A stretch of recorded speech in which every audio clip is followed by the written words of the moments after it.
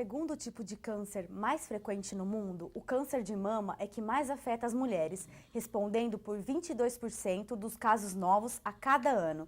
De acordo com o Instituto Nacional do Câncer, o INCA, a estimativa para 2014 é de mais de 57 mil novos casos.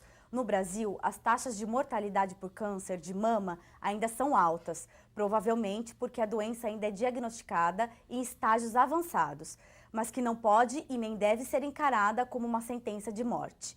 E para conversar comigo aqui no estúdio do Momento Saúde de hoje sobre este assunto está o ginecologista e mastologista Dr. Henrique Brenelli e a voluntária do grupo Rosa e Amor, Maria Helena Ferreira. Sejam muito bem-vindos ao nosso estúdio, muito obrigada pela presença. Doutor, vou começar com o senhor. Após os 50 anos de idade, são os índices mais altos de casos de câncer. Eu queria saber se tem a ver com a condição socioeconômica, com a urbanização da sociedade. E o senhor concorda com essa afirmação? Que tem a ver com isso? O câncer de mama a gente tem que dividi-los, né? Aquele câncer genético, que esse vai acontecer numa idade muito mais precoce, na faixa dos 30 e poucos anos, né? E os outros cânceres que acontecem na mama da mulher, que vai acontecer, cada ano que passa na vida aumenta o risco dela ter câncer, né? Então, eu sempre falo para minhas pacientes que se elas vivessem 100, 120 anos, todas elas teriam câncer de mama. Assim como nós homens teríamos o câncer de próstata. O porquê isso? Porque por causa do envelhecimento, né? Quer dizer, nosso sistema imunológico envelhece e a gente sabe que cada 10 mil células, uma célula é doente. Nós temos o nosso sistema imunológico que tem a capacidade de fazer com que essas células morram. Com a idade, o adoecimento desse sistema imunológico e algumas outras causas fazem com que esse fenômeno deixe de existir. Então, essa célula que nasceu doente, ela vai se multiplicar e vai dar um câncer. Então, eu acho que a gente tem que dividir muito bem o que é o câncer genético, o câncer comum, o câncer familiar, né? Então, o que a gente vê muito, e está a Maria Helena aqui, acho que ela tem muito medo, né? E meus parentes, e minha filha, né? Quando o câncer aconteceu depois da menopausa, o risco é ser mulher e ter um pouco mais de 50 anos, né? Esse é o maior risco, o Esse fator. é o maior risco. Ok. E o senhor acredita no fator emocional também como uma das causas do câncer? Não, o que a gente... Esse sistema imunológico que eu falei para você, ele adoece, ele se modifica, né? E a gente sabe que principalmente as grandes perdas fazem com que nós tenhamos níveis diferentes de produção de corticoides e tudo, que acaba afetando esse sistema imunológico. Então, o sistema emocional, de uma maneira indireta, pode favorecer também como, e eu volto a falar com a Maria Helena, a vontade de ser curada. Nossa, também ajuda muito. Muito, é verdade. Né? Quer dizer, Da mesma forma que alguma coisa emocional pode ter acarretado, também o contrário acontece. Querer estar curado, estar bem com a família, também ajuda muito a levantar. Eu sempre falo, né, que talvez tão importante quanto o tratamento médico é a mulher gostar de viver, ter motivo para viver, né? Quando a portadora de câncer de mama tem essas duas características, ela gosta da vida, ela precisa viver, você pode ter certeza que esse câncer evolui muito melhor, né? Tem até um livro muito interessante, Amor, Medicina e Milagres, é um cirurgião americano e ele trabalha muito com mulheres com câncer de mama. E ele chegou até a fazer um trabalho onde ele divide as mulheres, porque tinham mulheres que ele fala assim, puxa, essas estavam curadas, daí há algum tempo essas mulheres estavam com uma recidiva. Outras falam, o prognóstico é muito ruim, essas mulheres acabam tendo um prognóstico bom. E no estudo que ele faz, ele encontra muito isso, a motivação para viver e o gosto pela vida. Ok. Maria Helena, isso então é um fato, o medo das filhas terem irmãs, se você tiver, esse é um medo constante depois que você passa por um problema desse, como esse. É verdade, eu vivo cobrando a minha família, minha irmã, minhas sobrinhas, e eu ainda tenho uma sobrinha que tem eu, que é o lado da mãe dela, e tem a tia dela, lado do pai, que teve. Então essa é mais cobrada. Tem que sempre fazer o autoexame, né, doutor? Não tenha medo de se tocar, né, que é importante, o toque. A Maria Helena está falando do autoexame. Eu vejo um pouco diferente. Eu acho que a mulher tem que fazer a mamografia. Primeiro, A partir de que idade, doutor? A partir dos 40 anos e, por exemplo, os familiares a filha da Maria Helena, tudo, ela tem que fazer um pouco antes, né? Quando Os parentes mais próximos, próximos, é importante que seja antes. Tem que começar a fazer pelo menos uns 10 anos antes da idade que apareceu o câncer. Então, isso é importante. A autopalpação, eu acho que ela é muito importante, lógico, porque é importante fazer um diagnóstico com um tumor de 2 centímetros em vez de 5 centímetros, né?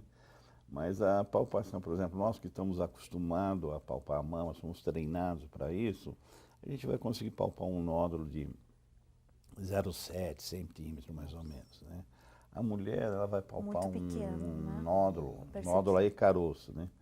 É um nódulo de mais ou menos de 2 centímetros, então que para nós já é avançado, né? Mas é muito importante que a mulher se autopalpe, né? Porque ela desenvolve um conhecimento do seu corpo, né? E a hora que ela conhece muito bem seu corpo, ela começa a ter preocupação. Então ela vai procurar fazer a mamografia e os exames necessários. E tem um período que ele tem mais visibilidade? Um período que a mulher possa percebê-lo antes? Tem algum período pré-menstrual? Na palpação? Isso. Sempre pós-menstrual, né? Porque dentro do quadro de TPM, né, a mama fica muito engurgitada. Então, 10, 15 dias antes dela menstruar, essa mama é mais dolorida, aparecem o que nós chamamos de pseudonódulos, né? São áreas onde o tecido glandular está mais congestionado, mais edemaciado, né? E isso confunde muito, né? Então, o ideal seria ela fazer depois se autopalpar depois da menstruação. Okay. Mas não esqueça de fazer a mamografia. Deixa eu perguntar fazer duas perguntas. Claro. No caso, eu tenho filho. E quem não menstrua mais? Filho, em relação ao câncer de mama. Cada 100 casos de câncer de mama feminino, nós temos um masculino. Então, a probabilidade é muito pequena, né? Então, fica tranquilo com isso. E quem não menstrua, ela marca mais ou menos. Provavelmente ela tem ovário, tirou o útero, mas tem ovário. Então, ela tem quem toma a pílula também, consequentemente, né? Não tem aquele intervalo da pílula, por exemplo. Toma seguida. Aí vai depender do tipo de pílula, né? Mas aí marca um dia no mês e faz. Entendi. Tá. E o homem, por exemplo, no caso, o filho dela, por ela ter tido, não aumenta em nada as chances dele ter? Não, normal. A não ser que tivesse outros casos de câncer masculino, não tem que se preocupar. Entendi. Doutor, e quais são as características do câncer de mama?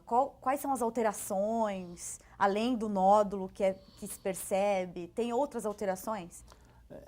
Quando nós tentamos fazer diagnósticos mais precoces, então através da mamografia, o sinal muito importante para nós são as microcalcificações, né? Um tumor de 1 centímetro tem 1 bilhão de células, né? Se a gente fizer o diagnóstico dele com 1 milímetro, que seria a microcalcificação, nós vamos estar fazendo esse diagnóstico pelo menos 2, 3 anos antes de aparecer o caroço, né? Então, para nós é muito importante os achados mamográficos, né? Infelizmente, não é 100%, né? A mamografia ela falha, né? A gente complementa esse exame com o ultrassom, né? que ajuda bastante, principalmente naquelas mamas mais jovens, nas mamas mais densas, né? Mas basicamente o diagnóstico precoce é feito com a mamografia. Ok. Maria Helena, e você é voluntária agora, mas já passou pela doença. Eu queria saber como que você descobriu, se foi o autoexame, se foi a mamografia. Conta um pouquinho desse início, como que foi a sua descoberta, a descoberta do câncer. Eu descobri o meu tomando banho, né? Mas aí já estava avançado, porque não consegue, né, doutor, descobrir. Ele tinha uns 2 centímetros. Uns 2 centímetros, que era igual a uma bolinha de gude. Você não tinha o hábito de fazer o Não. autoexame, foi um dia É. atípico que você fez. Aí deu um estalo meio assim, né? Mas mesmo assim ainda fiquei um tempinho. Fiquei o medo. Será que vai tirar a mama? Como que eu vou reagir? Aquelas coisas que todas as mulheres pensam, né? O medo da confirmação O medo de que da era. confirmação. E que eu acho que medo não precisa ter, né, doutor? Não, Tem que correr. A história do diagnóstico é uma sentença de morte. Então, não é verdadeiro. Não é verdade. Mas só que não é assim, né, doutor? Nós, a gente não pensa. Não, mas quem recebe o diagnóstico, ele Nossa, confunde, sim. né, o diagnóstico de câncer com o diagnóstico de morte, né? Quem somos nós para determinar a morte, Então, né? já Com pensa certeza. que a gente já imagina o caixão do lado. Aí já pensa na família, no filho, aquelas coisas que todo mundo, né, que sempre pensa. Entendi. E você fez o tratamento pela rede pública de saúde? Não, então, Como que foi o seu tratamento? Como desenvolveu o seu tratamento? Do dia que eu descobri, depois que eu resolvi ir na ginecologista, até a cirurgia acho que demorou uns 20 dias, mas eu tinha convênio. Né? Tá. E eu acho que há 15 anos atrás também era muito diferente, né? As coisas não eram tão demoradas como hoje, né, doutor? Hoje os convênios pedem até relatórios do porquê nós estamos pedindo a mamografia. É um absurdo, mas eles fazem absurdo, isso. com né? certeza. Tudo que é para retardar ou para negar a autorização para fazer o diagnóstico, fazer o tratamento, eles se armam dessas regras para retardar. Então você fez pelo convênio e correu tudo bem? Você fez em pouco tempo? Como que foi o tratamento? Aí o tratamento depois, né? Porque a rádio tem 38 sessões e a quimio eu fiz 6 sessões. Aí tem outro problema, né? Além da doença, é a quimioterapia. Os efeitos colaterais. O cabelo, né? Aí você já esqueceu do câncer, você já está pensando que você vai ficar careca. A vaidade, né, das mulheres, tem muita vaidade. Então você já pensa, meu Deus, vou ficar bem de peruca? Vou ficar bem careca? Vou ficar bem de lenço? Tudo aquilo você pensa. Aí já vem a vaidade Já feminina. vem a vaidade feminina. Aí você começa a troca, né, com Deus. Oh, meu Deus, eu lembro que eu descia ali na porta do Taquaral e ia até lá no Instituto Rádio, pedindo para Deus, não cai meu cabelo, não cai meu cabelo. Você acha que não tem como, né? É uma consequência óbvia, né? Não e o tem cabelo o que cai e nasce de novo. É. Tanto é que eu cheguei até no padre Marcelo pedir para não cair o meu cabelo. Aí cheguei lá que a ficha caiu, uma senhorinha, até gosto de contar, uma senhorinha parou do lado e falou para mim, o que você veio fazer? Eu falei, o que a senhora veio fazer? Né? Aí ela contou que ela veio lá pedir para que o filho dela passasse o Natal com ela, porque ela estava com o filho preso. Eu falei, então, meu Deus, você me desculpa, me perdoa muito, mas eu vou ajudar essa mulher que está mais precisando do que eu, porque meu cabelo vai nascer, não é?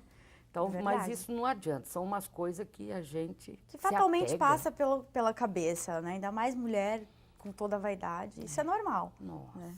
Acho que é normal. Mas é duro. É o que eu falo, Mariana. Quando a gente dá um diagnóstico de câncer de mama, imediatamente 3 fantasmas vêm na cabeça da pessoa. Chamam fantasmas porque não são verdadeiros, mas são fantasmas.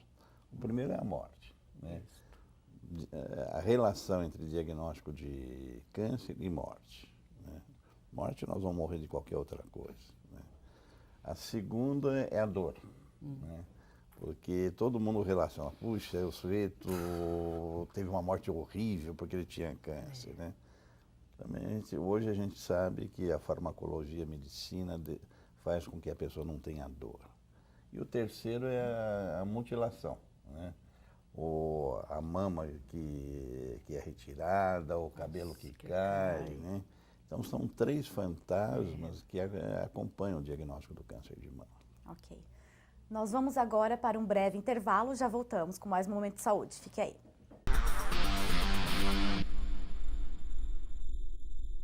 Você fica constrangido quando encontra uma pessoa com deficiência? Então, está na hora de mudar. Deficiência não é doença e essas dicas são para você. Ao conversar com o cadeirante, procure sentar-se. Assim, vocês mantêm a mesma linha do olhar. Para ajudá-lo a subir um degrau, segure a cadeira com firmeza e incline para trás, levantando as rodinhas da frente. Para descer, faça a manobra de marcha ré, sempre apoiando para evitar solavancos. Mas nunca movimente a cadeira sem antes pedir permissão ao cadeirante. E em nenhuma hipótese, nem por um segundo, estacione na vaga reservada a pessoas com deficiência ou ao lado de guias rebaixadas. Você gostaria que construíssem um muro na porta da sua garagem? Pois é, quando você estaciona em lugares reservados, está impedindo que o deficiente físico se locomova. Cidadania é saber conviver com as diferenças.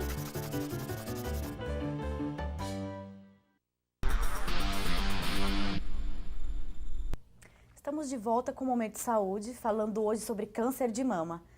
Dr. Brenelli, a demora ainda no SUS acaba agravando o estado clínico das pacientes, né? E ainda existe muita demora, pelo que eu pude ver. Como que o senhor avalia, como que se pode tranquilizar essas pacientes? Como que o senhor lida com elas? O SUS, a gente trabalha com ele na Unicamp. Nós procuramos ser um pouco rápidos nisso tudo, né? Mas é muito complexo, porque falta vaga, falta lugar na radioterapia, falta lugar na quimioterapia e tudo. Apesar do governo ter feito uma lei que a mulher tem que ser tratada em até 60 dias, isso só no papel, né? Isso não acontece. Isso não acontece, né? Às vezes leva 6 meses para você tratar. E lógico, primeiro que a doença evolui, né? Ela não está parada. E segundo, isso vai para os nossos dirigentes, né? Imagina algum familiar querido dele com câncer de mama. Pergunta como essa pessoa consegue dormir sabendo que ela tem um câncer ali, né? As pessoas, eu tenho uma cliente que era uma pintora, né? Ela pintava as células cancerosas dela dentro do corpo dela, ela conseguia ver as células, né, na imaginação dela. Então, deve ser muito difícil, né, Marina? É difícil. Deve ser muito difícil essa espera, né? É difícil saber que tem o câncer e é pior ainda conviver aí 3, 4 meses aguardando um tratamento. É uma espera dolorida, tanto para o paciente quanto para a família, né? É uma coisa que afeta todo mundo. Isso que eu falo, e não é só a doença em si, né? É a qualidade de vida, é emocional. Porque se na clínica privada a gente consegue operar 3, 4 dias depois, na medicina socializada, quer dizer, não precisava ser em 3, 4 dias, mas num tempo muito menor do que se faz hoje. Maria Helena pode falar um pouquinho sobre isso também, né? Porque convive, né? Voluntária, convive com bastante paciente. Tem muito caso assim, Maria Helena? Aparece bastante lá, muitos casos mesmo. Mas sempre temos nossos anjos da guarda que a gente corre, vai atrás, eles ajudam a antecipar. Mas tem mulheres lá que estão esperando mamografia já tem mais de ano. Nossa. Para fazer a mamografia. Aí depois da mamografia tem as consequências, tem outros exames que se deu. Na minha época, quando eu fiz a mamografia, lá onde eu fiz, ela pediu para eu esperar, eu esperei. Daí a pouco ela me chamou para fazer a ultrassom. Aí eu já comecei a ficar assustada, porque fui fazer mamografia igual a fazer ultrassom. Quer dizer, depois pediram a autorização, a guia da médica. Então, hoje, o SUS não faz isso. Quer dizer, a pessoa acho que tem que esperar, né, doutor? A mamografia. Depois tem que pedir o exame de ultrassom, uma complementação. Que aí Quer dizer, pode demorar também. Biópsia. A biópsia. A Depois o biópsia. estadiamento. Isso, e vai indo. Depois e vai vaga indo. para conseguir a cirurgia. A cirurgia. São profissionais aptos a fazer isso. Hoje a mulher tem direito à reconstrução imediata. Não né? faz. Mas são poucos profissionais capacitados a fazer a reconstrução. Então, é preferível Demora não, anos, então. Demora. é preferível não ter câncer. É preferível não ter. E depois a quimioterapia, a radioterapia, o remédio, né, que umas têm que tomar, o tamoxifeno. E outros remédios de alto custo, né? Às vezes tem umas que não tem que tomar outro, né, doutor? Tem Aí vários, para entrar aquela briga danada, Aí não tem o remédio. não tem o remédio. Minha filha, olha. E acaba sendo um tratamento multidisciplinar também, envolve Muita outros gente. profissionais, Isso. né, doutor? Sim, é o cirurgião, quer dizer, dentro da equipe cirúrgica, hoje nós temos o oncoplástico, o cirurgião, tudo. Mas aí depois ela precisa do oncologista clínico, do radioterapeuta, da fisioterapeuta, Da nutricionista, da nutricionista, né? Da psicóloga. da psicóloga, do... E a psicóloga também, acho que para a família, também, Tem, para pra ajudar a família, família. pra família. Porque às vezes é tão traumatizante que tem que ter um acompanhamento familiar também, além do próprio paciente. Mas a gente procura priorizar o paciente, né? Nem isso a gente consegue. Então a gente seleciona só aqueles casos que realmente tem uma necessidade muito grande para se dar conta. Maria Helena, como que foi esse pós-tratamento para você, com outros médicos, junto com a sua família, esse acompanhamento, como que foi? Quais foram os acompanhamentos que você teve? E como que foi realmente para você? Se te ajudou? Como que você se sentiu nesse processo pós-cirúrgico? Olha, eu senti bem amparada mesmo, tanto pelos meus familiares, amigos, colegas de trabalho. E uma fisioterapia que eles indicam que a gente tem que fazer, né, doutor? Por conta da rádio, que o braço tira os gânglios, ele fica inutilizado, né? Então, a rádio, ela piora. piora. E nessa fisioterapia, a gente conheceu bastante pessoas maravilhosas, sabe? Que me ajudou muito mesmo. E, inclusive, a Márcia, que é a presidente atual agora do nosso grupo Rosa e Amor, que... Sabe? Então, para mim, foi um tratamento muito bom, eu senti muito bem. Durou bastante tempo? Durou 6 meses de Quimioterapia. e 30 e tantos, 8 de rádio. Até que chega tudo, que foi tão rápido também, acho que dá uns 6 meses, né, doutor? 6, 7 meses. O tempo médio de tratamento é esse? Isso. Você precisou fazer a mastectomia? Não, um quadrante. Ok. Entendi. Doutor, a gente tinha passado um pouquinho pelo câncer de mama nos homens.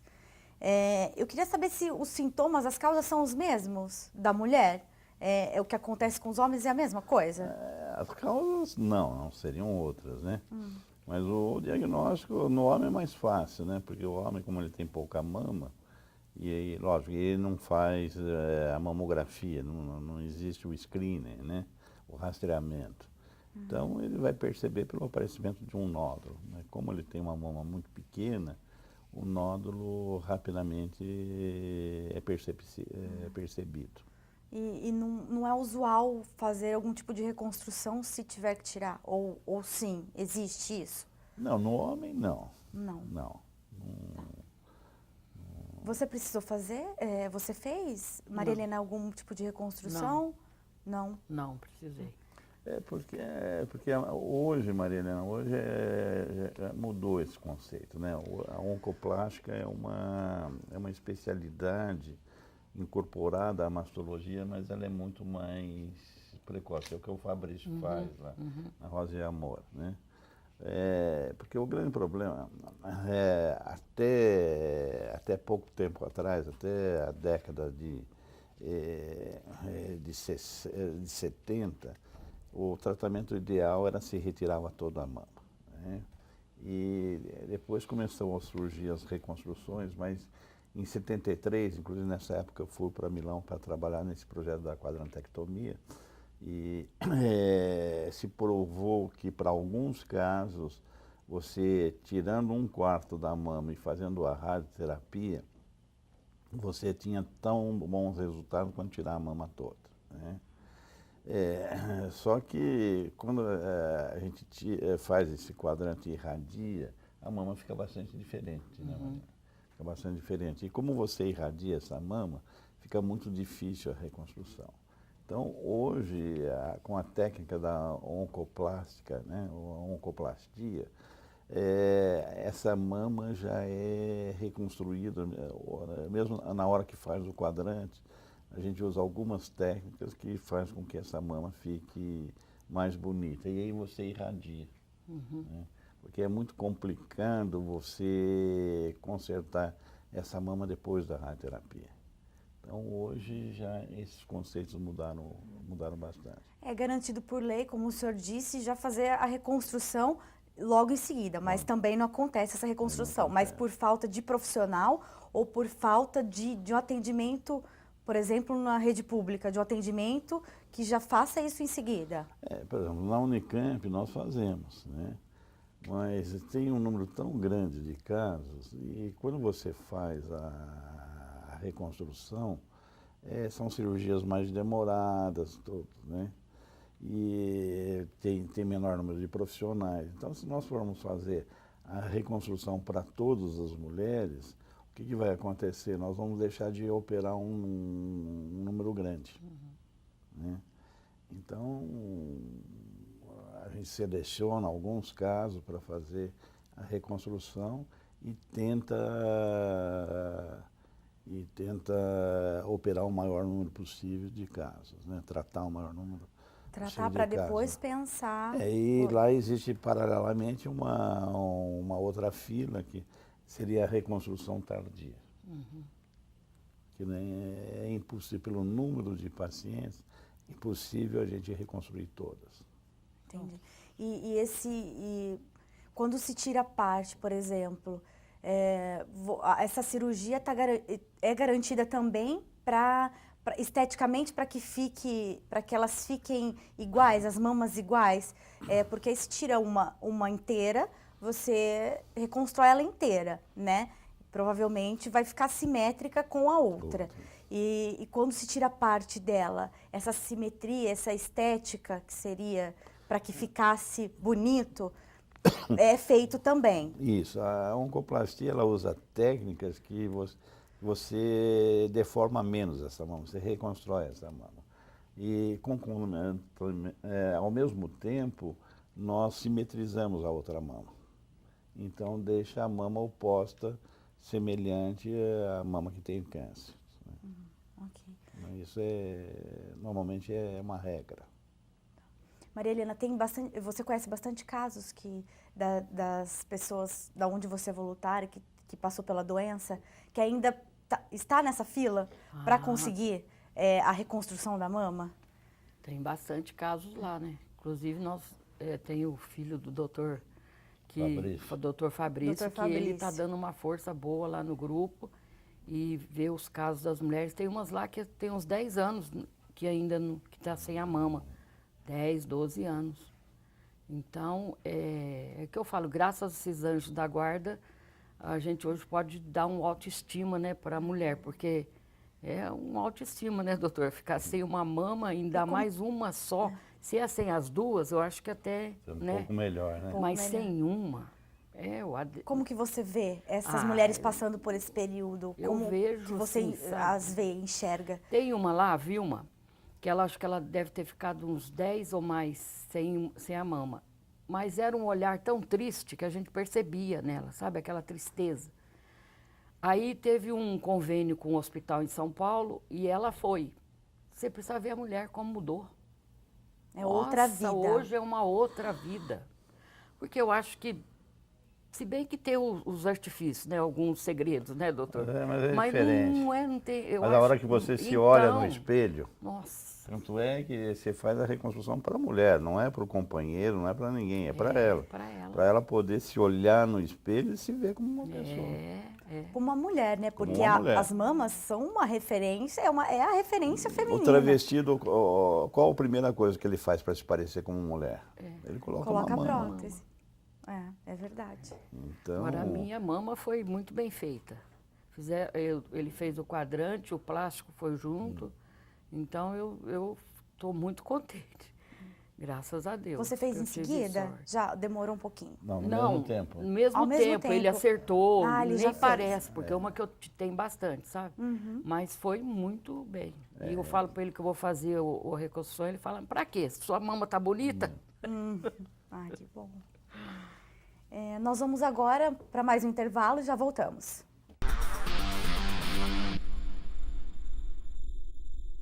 Você fica constrangido quando encontra uma pessoa com deficiência? Então, está na hora de mudar. Deficiência não é doença e essas dicas são para você. Ao encontrar uma pessoa cega, toque em seu braço e se apresente antes de começar a conversa. Para caminhar, coloque a mão da pessoa cega no seu ombro ou no cotovelo dobrado. Deixe que ela acompanhe o seu corpo e avise com antecedência sobre a existência de barreiras. Nunca faça carinho ou dê alimentos ao cão-guia. Ele está trabalhando para o cego e não pode ser distraído. O cão-guia também pode entrar em qualquer ambiente público. É um direito garantido por lei. Cidadania é saber conviver com as diferenças.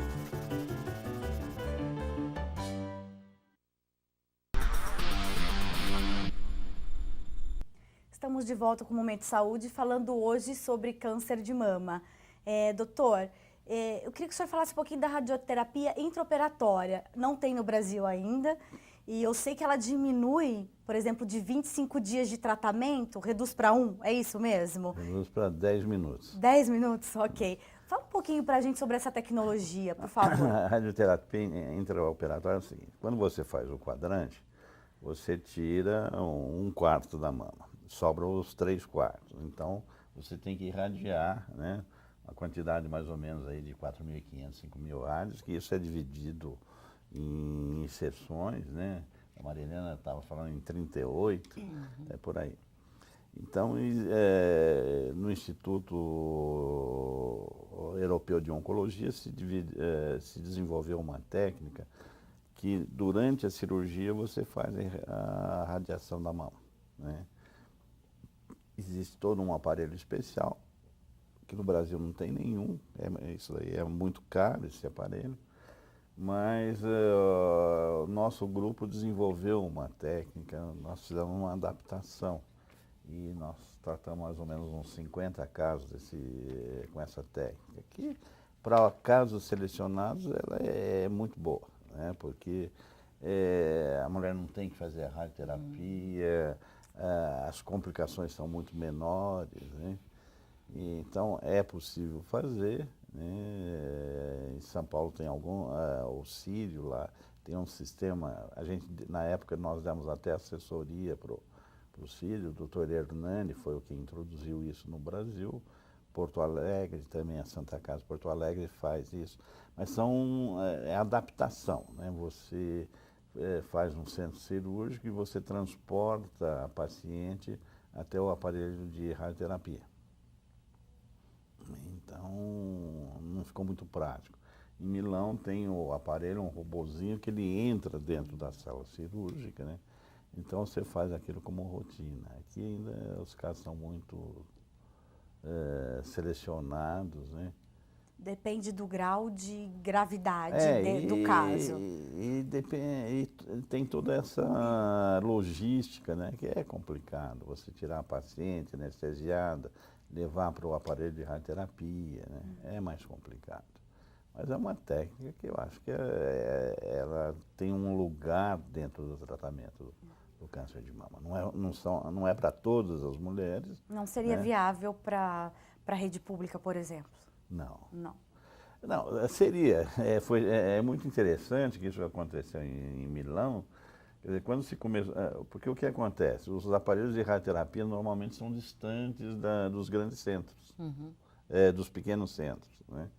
Então, um trabalho feito em Milão mostrava que, dependendo da distância que a mulher morava ao centro de radioterapia, ela deixava de fazer o tratamento, né? E quando você faz isso no mesmo tempo da cirurgia, você evita custos, né? E você diminui o número de casos de abandono do tratamento.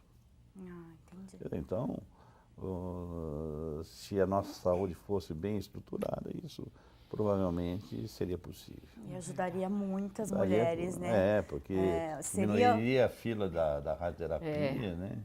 Eu acho E a que radioterapia também diminuiria também as consequências, as complicações. né? As complicações, que também é uma fase muito difícil do tratamento. E tem um percentual de mulheres que ficam com fibrose pulmonar, aumenta o inchaço no braço, ela tem uma série de complicações. Que tem outros que reduziria dão com problema essa de técnica. coração, né? Que reduziria com Com essa essa técnica. técnica para casos especiais. Ok. Bom, esse mês a gente tem o Outubro Rosa, né? Maria Helena é voluntária, o Outubro Rosa simboliza a luta e o diagnóstico precoce do câncer de mama, né? Queria que a Maria Helena falasse um pouquinho, já que ela é voluntária do grupo Rosa e Amor, gostaria que você falasse um pouquinho do seu trabalho junto com essas mulheres e também o que vocês têm para este mês de programação. Eu sei que você dá algumas palestras também. Fala um pouquinho para a gente, Maria Helena. O nosso Outubro Rosa de Valinhos Valinhos está sendo iluminado de rosa, né? Isso, geralmente os prédios públicos, não é? A Câmara, o Rotary, bastante lugar lá está sendo iluminado. E nós vamos ter um chá da tarde, dia 23/10, também, que a renda é tudo em prol do Rosa e Amor. Aí as mulheres tiveram um dia delas lá, tiraram fotos. Então vai ter na Biblioteca Municipal de Valinhos a exposição das fotos delas o mês inteiro, lá em Valinhos. O evento coral agora dia 4, que vai pintar o rosa de rosa, que ele doou as tintas. E dia 2, e iluminar, mais alguns que eu consegui pegar lá, esses eventos. E você ministra palestras também, você Não, fala da sua vivência, do que aconteceu com você, é isso? A presidente do grupo, que é a doutora Márcia, ela vai lá, fala do câncer, e eu falo eu dou meu testemunho, né, em firmas, que é bem solicitado mesmo, eles convidam bastante o Rosa para fazer esse tipo de palestra. E eu gosto muito, porque com isso, né, a gente está levando um pouquinho para as mulheres a nossa experiência. E esperança também, Esperança né? também, Esperança. que não é fácil. E todas as quinta-feiras nós temos palestra com ótimos palestrantes lá no Rosa e Amor. O Rosa e Amor é um grupo formado de psicóloga, fisioterapeuta, nutricionista, assistente social, os anjos da guarda, que são os médicos, né, oncologista, os plásticos. E assistente social temos, todos os dias, funciona das 8 às 5 horas da tarde. Ele fica na rua Joaquim Alves Correia, 3855, perto da Câmara Municipal de Campinas, a nova agora, a de Valinhos, a nova. Ok. Doutor, o senhor também trabalha no Instituto da Mama. Isso. Fala um pouquinho sobre o Instituto, do seu trabalho lá, pra gente. O Instituto da Mama, eu sou diretor, né, com um grupo realmente muito bom, uma equipe que a gente foi construindo durante esse tempo todo, são mastologistas, né, eu, doutor Fernando, doutor Renato Torresan, doutor Danilo, o Fabrício, que trabalhava no Instituto Europeu de Oncologia. Que né, é o seu filho. Que é o meu filho, que ele vem fazer principalmente a parte de reconstrução.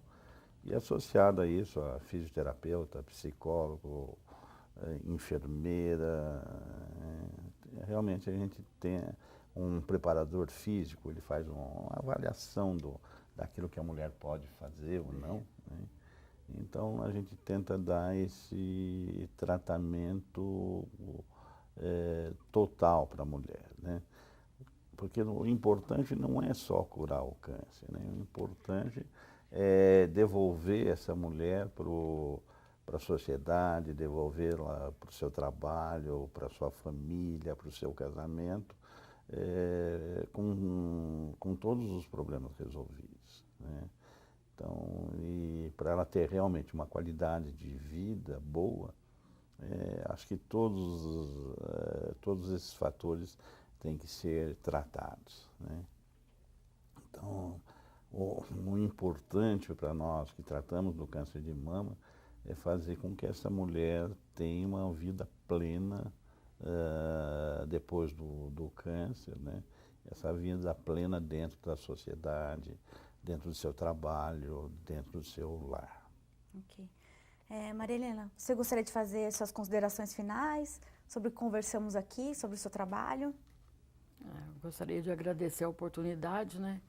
Porque a gente teve o câncer, não foi para ajudar mesmo as pessoas, né? Então, do momento que eu fiquei sabendo, eu falei, eu tenho que dar uma ajuda e de qualquer maneira. Aí surgiu o grupo, que é igual que o doutor falou, que lá é que vai dar uma autoestima para as pessoas e elas saem de lá assim bem animadas, sabe? Porque vê que também as pessoas que já tiveram há 15 anos, 20 anos estão bem, né? Então, a princípio elas chegam lá numa tristeza muito, nossa, tem que ter um jogo de cintura bom. Helena? Eu acho que dentro dessas desgraças, né, ela serve para muitas coisas. Uma delas é para ver a vida de maneira diferente, né? E essa solidariedade que vocês têm, né? E eu, cada vez que vejo uma de vocês, eu falo, ali tem uma heroína. E realmente vocês são uma heroína, passar pelo que passaram, né? E não ter amargura pela vida, né? Verdade. E pelo contrário, né? Ela se envolve, então, em ajudar, se envolve em ser solidária. Isso é bom porque acaba estimulando, né, as outras pacientes. Eu acho que isso é um dos principais fatores para que elas melhorem, né? Lógico, e como, né? Temos passeio, leva elas para passear, né, fora de Campinas. E trabalho bom. Convido eles, já conhece, né, doutor? Convido você a fazer uma visita lá. Com certeza. Estarei lá na próxima oportunidade, com certeza. Deus quiser. Obrigada. Doutor, o senhor poderia fazer suas considerações finais a respeito do que conversamos hoje? Fica à vontade. Eu queria dirigir às mulheres, né? Primeiro, nós estamos em época de eleição, né? Até hoje eu não vi nenhum candidato falar sobre a melhora no atendimento do câncer, né? E não é cobrado, quer dizer, então é uma boa época para conversar com o seu candidato, né? E mostrar a penúria que a oncologia vive, né?